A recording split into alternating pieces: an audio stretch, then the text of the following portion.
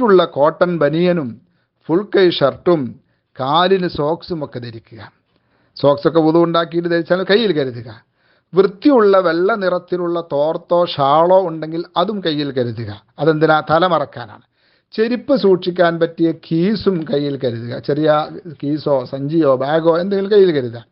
സ്ത്രീകളോ അവർ പർദ്ദയും നിഖാബും, നിഖാബ് എന്ന് പറഞ്ഞാൽ എല്ലാവർക്കും അറിയാലോ, മുഖം മൂടി, കാലിന് കട്ടിയും ഫിറ്റുമുള്ള ടൈറ്റുള്ള സോക്സും കയ്യുറയും കരുതുക.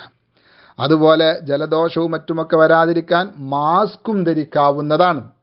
ഓർക്കണം, ഈ കാര്യങ്ങളൊക്കെ നാം പറയുന്നത് ഒന്നാമത്തെ തഹല്ലുൽ ആയവരെ കുറിച്ചാണ്, അഥവാ എറിയുകയും മുടി നീക്കുകയും ചെയ്തവരെ കുറിച്ചാണ് നാം സംസാരിക്കുന്നത്. ഇനി ഒരാൾ മുസ്ദലിഫയിൽ നിന്ന് ആദ്യമായി മക്കത്തേക്കാണ് പോകുന്നത്, അവൻ എറിയുകയോ മുടിമുറിക്കുകയോ ചെയ്തിട്ടില്ല, മറിച്ച് നേരെ ഞാൻ ആദ്യമായി തവാഫാണ് ചെയ്യാൻ തീരുമാനിച്ച് മക്കയിലേക്ക് പോയി തവാഫ് ചെയ്താലോ?